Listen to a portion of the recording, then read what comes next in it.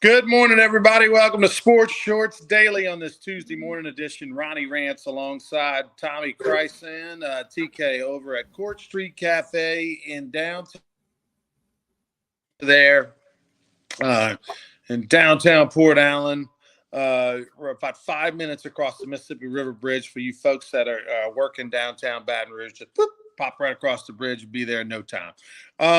I am coming to you from an undisclosed location presented by the Louisiana Sports Hall of Fame. Go to lasportshall.com, get you some swag. Join the team at lasportshall.com. For as little as $10 a month, you can be a supporter of Louisiana Sports Hall of Fame. You get some nice benefits for it. You get some good swag as well, all the way up to, $80-something a month. We have memberships and we have membership drive going on, and you can join the Louisiana Sports Hall of Fame team. Help us out. You can afford $10 a month. Come on, what is that? That's one large Kona Ice all you can drink cup at a Rougarou game. There you go. Once a month of those, you're good.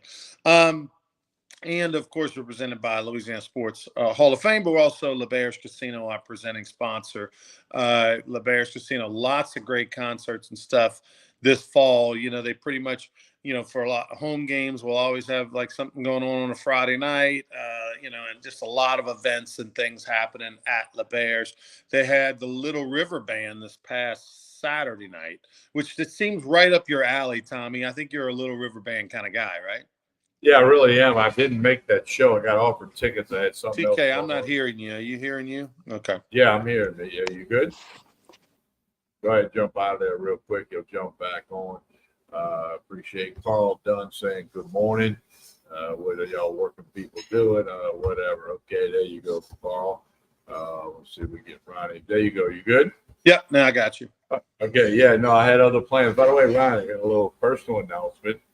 Grandchild number 5 on the way. Woo. Am I getting old? Your son?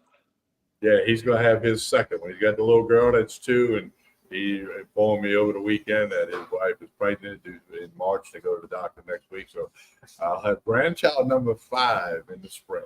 Congratulations. Now, so what's your grandfather nickname? Pops. So you're Pops. Okay. Yeah, they all call me Pops. Yeah. Okay. Well, congratulations. How many girls, how many boys so far? It's 3 boys. My daughter has 3 boys, 14, 12, and 10. So a 14-year-old starts at St. Paul's this year, 8th grade.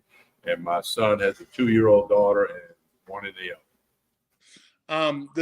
Your older grandkids, all of them athletes? All play travel baseball. All went to Cooperstown and Pigeon Forge and Atlanta. They're everywhere. So they all play. Which age? The middle guy's got the strongest arm. The oldest guy's got the passion and the baseball IQ, but he's growing a lot right now. He's a little lanky, but they're all going to play. I think they all got a shot to play high school baseball. Right. As I read it today, how good they'll be, that'll be determined. But they all love baseball and they love other sports, but they all love baseball. They'll play for your partner, Mike Romano.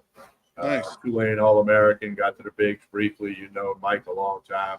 They all play for his organization, which is RBI Academy, which RBI stands for Romano Baseball Instruction, not Run Batted In. And it's in Covington, like 5 minutes from their house. So I see Mike a good bit, and he does a great job with all of the teams and with my 3 grandsons. Does Mike have kids? His kid played at Spring Hill. Okay. Pitched in Mobile and now coaches with Mike, and he has a daughter as well. But so Mike, he does a super job. He's got his own private facility next to his house. Mike's a Barry Butera disciple from the parish where you're from. Grew up Chalmette, went to Chalmette High, but was a Barry Butera disciple for a long time. And learned from him, and of course played at Tulane with a rubber arm. I mean, the guy was All-American. He was an All-American at Tulane. Guy was incredible. They had him and Ivan Zweig back-to-back years were All-American pitchers at Tulane, and then Mike went on played a long time professionally, and professional baseball internationally as well. Got to the bigs with Toronto for a cup of coffee, basically. Yep. He got on a mound a handful of times. And he played in Japan his last year. And, Yeah. hopefully picked up some bucks. But he's a great guy. He and his wife run the RBI program. And they got like 5 teams and lessons every day. He's got his own field and covered hitting area, pitching area. He can walk from his front porch to that in about 3 minutes. I remember his dad. I thought it was the coolest. He's still around. He's out there working with the kids. Had the old Iron Mike batting machine in their backyard in Chalmette, and I thought that was like the coolest. As a kid who grew up in an apartment in New Orleans East, I dreamed of having my own batting cage. And Mickey had that old school one, with the hand that looked like the one that you see it. Like when you go to Celebration Station, in Baton Rouge, out at by the old batting cages where you would go put the coins in, and everything funneled towards. It was like a big circle. Everything funneled towards the middle, and kind of next to the bowling alley in Baton Rouge Celebration Station. The old arm that comes over the cross,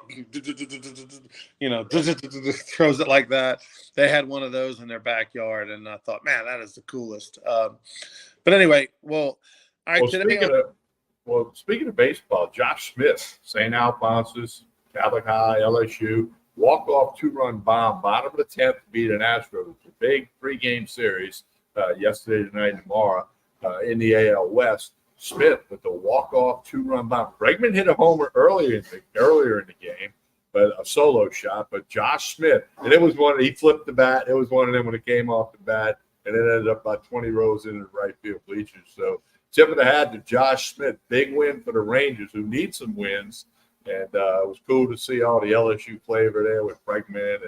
And then Josh Smith gets it done. That leadoff now because Josh Young, the big kid at third base, is back off the injured list. And, he's been hitting leadoff, batting about 281, 282 on the season, even though he's been in a little bit of a slump. But he had 3 hits Saturday and a walk-off 2-run bomb last night. That's awesome. Catholic High is just dominating, right? I mean, look at what Catholic High is doing now as far as, state championships and just all the players in the college and pros and #1 recruit in LSU's recruiting class, and just happy to see it. Josh, good kid, as you mentioned. St. Alphonsus, baby, in the house. Greenwell Springs, Louisiana, the Hornets. Getting some love. And Josh Smith, a guy who arguably, we talked about this on the show, should have been at least an alternate Major League Baseball all-star, especially with the game being in its own ballpark, in his home ballpark there in Texas. And he kind of got snubbed, but he's still having a really good year and going to make himself a lot of money in the future. Your White Sox, Ron. My boy, this is how it's not the manager's fault. He still has a job as of today. 21 losses. My boy Pedro Grifol, the White Sox, new American League record for loss. Tied the American League record of 21 straight losses. That happened to the Orioles in '88. The Major League record is 23 by the 61 Phillies. So not good for the White Sox. Ronnie, I don't know that I ever lost 21 straight games. Okay, and I don't think you probably did either. But I remember when you lost 4 or 5 in a row, which we did a lot at Southeastern. You just had to say, hey, I got to keep going to the park. Today's going to be the day.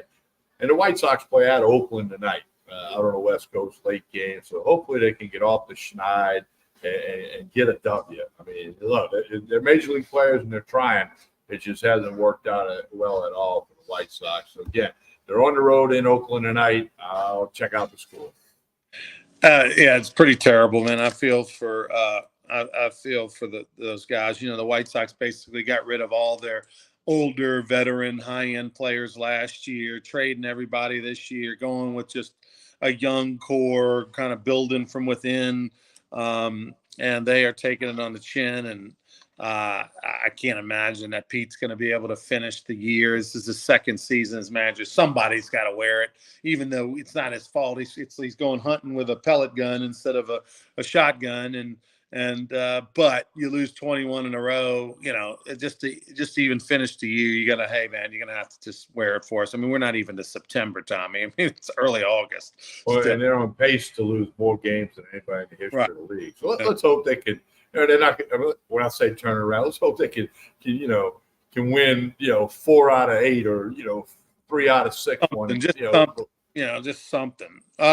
But yeah, it's a bad deal. I had hopes of maybe going and catching them play or something in August, September. I don't even want to go. Well, you'll be able to get tickets. You'll be able to get tickets. I don't want to text the guy. I don't want to ask to go on the field. It's like, he's miserable. The good news is he signed a 3-year, 1.2 a year contract, so he gets paid no matter what. So they fire him next year. He's basically going to sit at home, make 1.2. So good for him. All right, Olympics. Let's talk a little Olympics. First off, let's start with Team USA, and then we'll work our way to Team Sweden. Beach volleyball. TK, congratulations. You spent a lot of time yesterday watching the Olympics. Tell us about Nuss and her teammate and the LSU duo. And, man, a little disappointing. This was a gold medal team that had expectations of at least winning a medal, if not gold. They're not even in the mix anymore. They're done. They lost out in a round of 16. Canada was the better team yesterday. We took 2 sets in the match. It's a best of 3. Brandy Wilkerson might be the best looking beach volleyball player I've ever seen. But Canada was better. They just got it done. At one point, U.S. was 14-9, and Canada rallied back, tied it, and ended up winning. They were just better. So Taryn Cloth, who went to Mount Carmel High School in New Orleans, Cubs, and then LSU, 6'4". It just wasn't their day. Canada was better. I watched the entire match. They're not going to advance. They were the 2 seed, but there were hopes to win the gold medal, and just didn't get it done. Canada was certainly better yesterday. Yeah, Nuss and Clough, both of them LSU in the house. Both of them train in Louisiana. Both of them do their podcasts in Baton Rouge. Just everybody pulling for them. I had friends of mine, Lauren Lamont, Craig Lamont's sister, who Lauren, of course, played indoor volleyball at LSU years ago and helps run Red Zone fundraising and Gus Willie Apparel down in Metairie. Her and a group, and she's an assistant coach at Crescent City High School for years. They won, I think, like 11 out of 12 state championships in their division and indoor volleyball. They were there, sending back. I saw pictures that she was posting all week long from Paris. I mean, just amazing trip.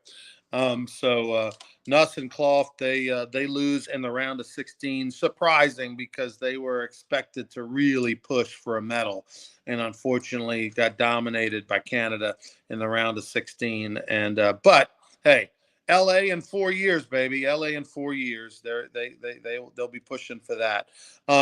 The story of the Olympics for most people that have any tie is Mondo Duplantis.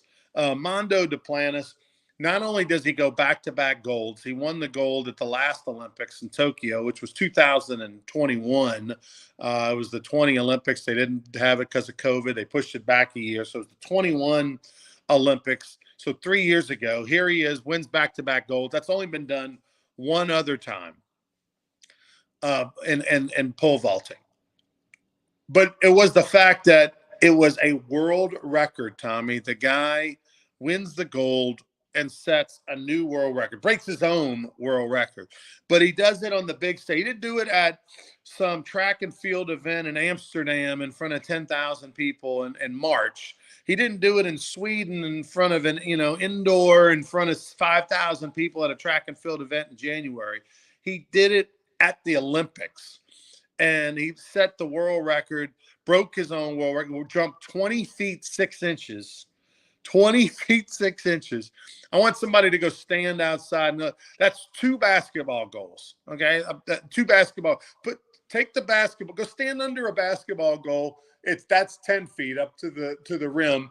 Put a whole nother basketball goal on top of that, and the dude pole vaulted over that plus a half a foot. I mean, just unbelievable. Well, that's the 9th time he set the record at all of his, and it was cool because, I mean, Ronnie, in the earlier jumps, he was clearing the bar by 2-3 feet. I mean, it wasn't even funny. And then other guys were barely clearing and they're not making it. Well, he won the gold before he broke the record. It was known he was the gold, and then he raised the bar to 6.25, which is 20 foot 6 inches.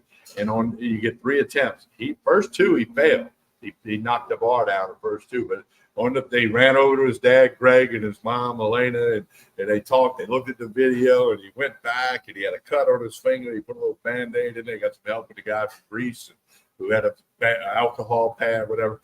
And on the third try, he cleared it. Boom, and the whole place went nuts. And the world record in the Olympics, and he got back-to-back gold. That hadn't been done since 52 and 56, by the way. So that's even before I was born, Ronnie. So, so Mondo Duplantis, his dad got a lot of airtime, and a lot of mention of LSU. And he is the best to ever do it. There's no question. You hate to say the greatest or the best, but what he's done, and then like you said, on this stage at Paris, at the Olympics, the stadium was packed. The whole stadium was clapping for him when he was getting ready to take off, up the ramp to pole vault. And it was quite fun to watch, actually. I enjoyed it. Look, there was some other pretty good pole vaulters, but the best to ever do it is Mondo Duplantis. His brother Antoine was telling me once, he's broke, like he said, he's had numerous world records, but he only does them at like a centimeter at a time. And the reason they do that is because, one, you can break the world records, and every time you do it, you get bonus money from your sponsors, and you get bonus money a lot of times from the event. A lot of times in professional, you get, hey, if you come to our event and you pole vault and you set the world record here, you're going to get a $20,000 bonus on top of, whatever you win. And so that's why there's incentive to just go incremental, little bits by bits, and break, as opposed to just, Mondo may think he can jump 21 feet, but he's not going to just set the bar at 21 feet and go get it and then never be able to touch that the rest of his career.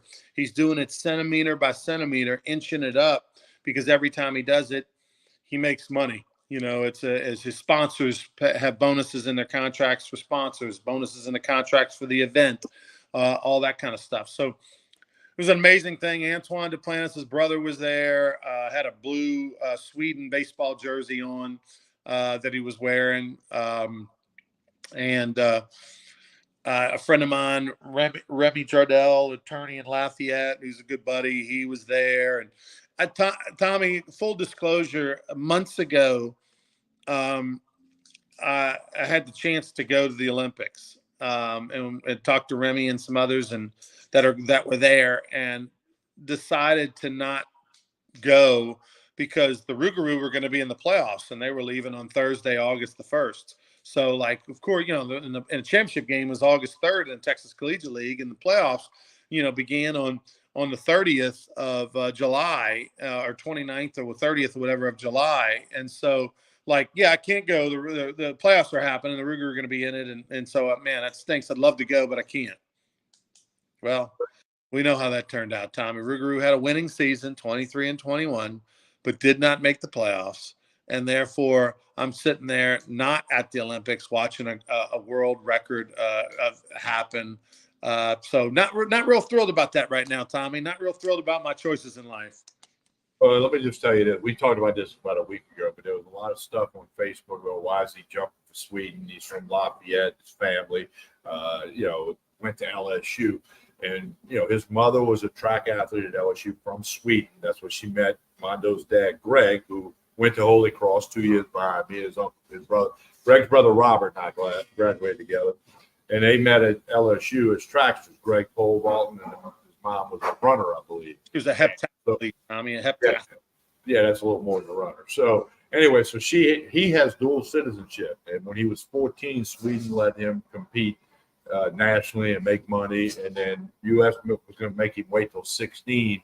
So that's why he does it for Sweden, if I'm correct. Yeah, and they were allowing him to compete internationally under the Swedish flag, whereas the United States had like a 17-year-old threshold or something like that. So he was going to have to wait like 2 years, even though he was, a top 20 pole vaulter at the age of 15 years old. And so that's why he began his career. But in order to switch, all right, well, now I want to compete on the American flag. Well, he could not compete internationally for a year or two. I'm not sure if it's 1 or 2 years, but regardless, he's not going to just sit out for a year and not compete in pole vaulting for a whole year just so he can wear different colors and all that. And then the main reason also, besides that, Tommy, besides the fact that he was able to start earlier, the main reason is because he can qualify for the Olympics each and every 4 years in Sweden, because they just put forth the best pole vaulters in their country. They don't have an Olympic Games. They don't have a qualifying games. They don't have an American trials. So like the Olympic trials happen in America. And if you happen to have a bad weekend, that's it. You can be the best pole vaulter 364 days out of the year. But on that one day, you have a bad day. You're sick. You don't feel well, whatever the case may be. You just have a bad day. You don't qualify. You hit the bar. Bam, that's it. Your Olympics are over with. Where in a lot of countries don't do it that way. The U.S. does it because they're blessed with having options and having tons of great athletes, and this is the way that they deem fair. Plus, the USOC makes money off of the trials. But in Sweden, they just say, hey, these are our best 2-3 pole vaulters that we have in our country, are the ones that qualify.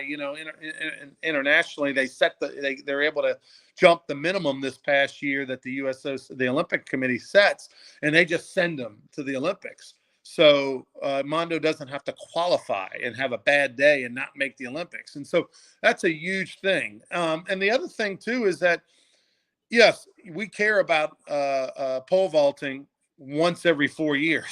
Like if Mondo wins the Olympics and sets the world record, he's on Good Morning America today. He's on every talk show when he gets back. He's on the Wheaties box. He's this, he's that.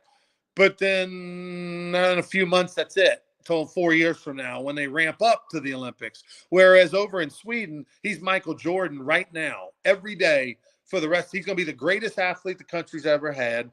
He walks down the streets of Europe. He's a rock star. He walks down the streets of Baton Rouge, and somebody says, "Do y'all need a table for 2 or 4?" Like they don't know who he is, And so that's why he's doing what he's doing. Well, how about this, Ronnie? Yesterday, Emily Jones is a reporter for the Texas Rangers, like the dugout, sideline, interest stories, whatever. She went to interview Josh Smith yesterday afternoon. And Smith said, I can't do it. I'm watching Mondo jump, because Mondo's brother Antoine was the best man at Josh Smith's wedding. So that got play on the Rangers game last night, of how Josh Smith wouldn't do the interview. He asked her to delay it so he could watch Mondo break the world record. I thought that was pretty cool. By the way, they mentioned during the Olympic broadcast, the first time Mondo ever pole vaulted, he was 3 years old. Of course, his dad, the whole story, but his dad and uncle were pole vaulters, etc. But when he was 3, it was the first time he decided to try to pole vault. Well, one of the reasons that Mondo is so good at pole vault, many great reasons. I mean, the guy's a super athlete. Is Antoine was explaining to me, it's the speed. He is so fast. Keep in mind, in order to jump 20 feet, you got to have a 20-foot pole, right? He's got to be able to hold basically a telephone pole at an angle and run down a runway as fast as you can and jam that thing into the ground and jump over it. Like the pole that he uses and the fact that he's able to bend it and get that bend on it is not something everybody can do, because you need a super stiff pole in order to get that high. And so Mondo is just a freak athlete, but the number one plus thing is his speed. Like Antoine's like, the dude is unbelievably fast. And that's what people don't realize. He gets tremendous speed down that runway before he jams that pole in the ground and jumps over it. But that adding to what we said, Ronnie, Danny Terrio says the USA would not let his dad, Greg, coach his son. But Sweden allows Greg to be his coach. That was another factor in the whole thing about, Sweden and USA. Yeah. Isn't that kind of ridiculous? Greg pole vaulted at LSU, Holy Cross before that. I mean, if he wants to coach his son, why not? I don't know. But anyway, it is what it is. And he's the world record holder again, and 2-time gold medalist. Well, I can't. I know you don't know the line in the movie, the Julia Roberts, Pretty Woman, because you probably never saw it. But saw that movie. Okay, so there's a famous line in the movie where she had gone in there to go shopping. She was dressed like a prostitute. They ran her out. She went down. She came back later, all dolled up. Now that her and Kevin Costner. I mean, not Kevin Costner. Her and Clooney. What was the guy in the movie? Clooney, George Clooney, wasn't it? No, it wasn't Clooney. It's the guy with the gerbil. They always talked about the gerbil story. The frozen. Uh, Nicolas Cage. no. Somebody watching will pop it up on the screen here. But anyway, she, bad decision, bad choice. Richard Gere. Thank you, Richard Gere. There you go. Thank Danny for that. Yeah, there you go. It was Danny. Yeah, Richard Gere. Once he starts funding her, she goes back into the store and goes down the street, buys a bunch of stuff, walks by the store all dressed up, prim and proper, and basically says, bad decision, very bad. And that's what the United States did. Bad decision, not to do whatever. They needed to do whatever to make Mondo Duplantis comfortable and want to jump to the United States. But I don't know that they ever had a choice. But listen, the bottom line is that the kid lives in Baton Rouge. His family's from Lafayette. He competed at LSU for a year. And now he's a two-time Olympic gold medalist. He's the greatest pole vaulter in the history of the sport. And look, he's not done. Like, I'm not sure exactly his age, but I think he's 24, I believe. Or 24, I think. 24, 25 years old. I mean, so he's not even going to be 30 when the next Olympics happen. I mean, I got to believe he's got one more in him at least over in Los Angeles before he even considers maybe hanging it up or doing something else. So incredible. Let's move over to college football for a minute. LSU number 12 in the latest coaches poll that came out. Remember, top 12 teams advance to the playoffs. So at the moment, the coaches believe LSU is a playoff team. I think we all agree they are a playoff offense. The question is, are they a playoff defense? But some big news out of Michigan, the defending national champs, definitely won't be this year. More issues. Their new coach, more level 2 violations with that videotaping, accusations, allegations. They're talking about he could get suspended for a game, could get a show cause. I mean, and other coaches are involved too. And then Jim Harbaugh had to inject himself into the story, throws a press conference at Chargers camp saying he had nothing to do with it. He had no knowledge of anything going wrong. Well, you're the head coach, so that's worse if you had no idea that it was going on. But anyway, not good news. But, they won the national championship last year, and Harbaugh missed 6 games of the 12 in the regular season. So, it's just a mess. I mean, Michigan, a lot of people cheat. They got caught.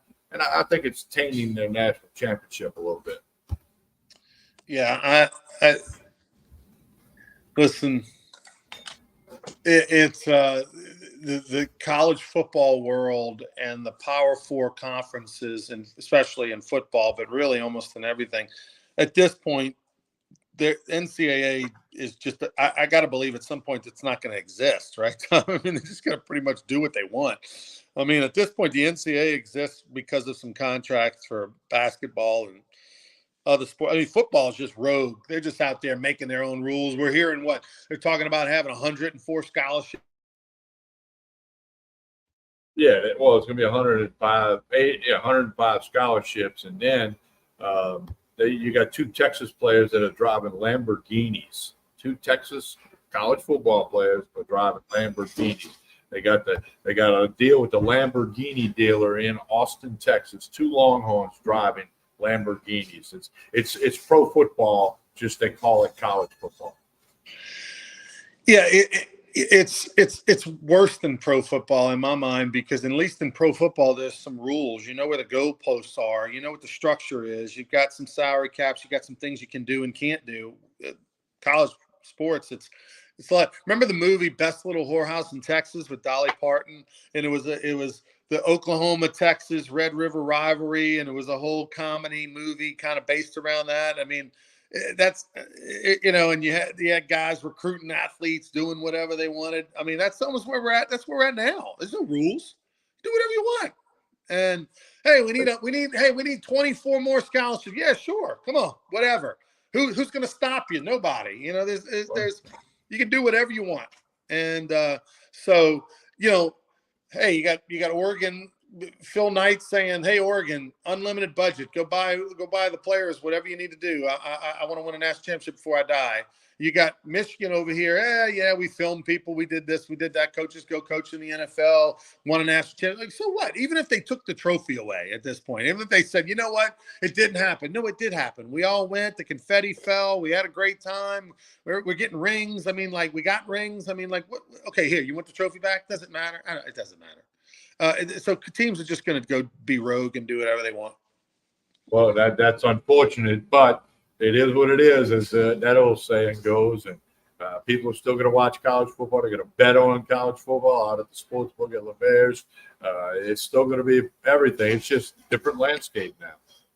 Speaking of LeBear's, make your plans to go there. 18 Steak, one of the best restaurants in all of Baton Rouge. Special occasions, weddings, anniversaries, date night, you name it. 18 Steak. Make your reservations right there at LeBear's Baton Rouge. And, of course, keep it going. A little party over at Edge. Live music's on Friday and Saturday night, and karaoke on Sunday night. Thursdays, they have some other events as well. So Thursday through Sunday, a lot going on over at the Edge Lounge, right on the casino floor. Must be 21 over, of course. And then for you folks that like to watch games and sit in the big recliners and have great food, there's always the sports book at LeBear's Baton Rouge. Tommy, tell us about Court Street as we get out of here. Yeah, Court Street Cafe, breakfast, lunch, and dinner. 7 days a week, full service bar, a lot of lunch specials, dinner specials. Best way to keep up with Court Street Cafe is connect on Facebook and Instagram. They do a great job posting everything. And of course, it's only a couple of minutes over the Mississippi River Bridge from Baton Rouge. You can get in and out of here in a hurry, plenty of parking. It's all great at the Court Street Cafe. Jason and the staff do a super job. We appreciate them. And normally we're here on Mondays. We're here today on Tuesday. So check out Court Street Cafe in Port Allen real soon. Hey, like and share this show. That helps everybody. We're back tomorrow morning, Wednesday morning. We have usual spots from Ronnie's Meat and Seafood tomorrow morning about 9 o'clock or a couple of minutes after. Hey, like and share this show. We appreciate everybody. A lot of comments today. Thanks for that. We'll see you tomorrow morning with another episode of Sports Shorts.